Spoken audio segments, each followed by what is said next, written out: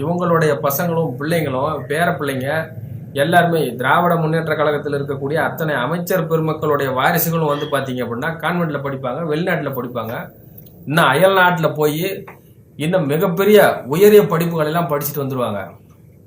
ஆனால் நீங்கள் வந்து இப்படியே தான் இருந்துகிட்டு இருக்கணும் அப்படிங்கிற மாதிரியான ஒரு சூழ்நிலையில தான் தமிழக மக்களை வந்து திராவிட முன்னேற்ற கழகம் தேக்கியே வச்சிருக்காங்க. இதையெல்லாம் வந்து சரி செய்யணும் அப்படின்னு சொன்னா கண்டிப்பா தேசிய ஜனநாயக கூட்டணி ஆட்சிக்கு வரணுங்க. தேசிய ஜனநாயக கூட்டணி பாரதிய ஜனதா கட்சியினுடைய ஆலோசனைகளை வந்து கண்டிப்பா ஏற்பாங்க. அதுக்கு எடுத்துக்காட்டு தான் வந்து சேலத்துல வந்து இந்த ஸ்மார்ட் சிட்டியில வந்து பாரத தேசத்துல 100 முன்மாதிரியான நகரங்கள்ல தமிழ்நாட்டுக்கு 12, அந்த தமிழ்நாட்டுக்கு கொடுத்த 12ல சேலம் ஒண்ணு. அந்த சேலத்துல கட்டி கொடுத்த பாலங்களை எல்லாம் போட்டு கொடுத்தது அவங்க.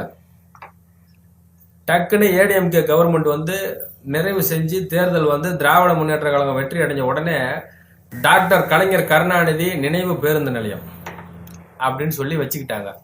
இது எப்படின்னா வெள்ளம் திங்கிறவன் ஒருத்தன் விரல் சூப்பரவன் ஒருத்தங்கிற கதையாகி போச்சு.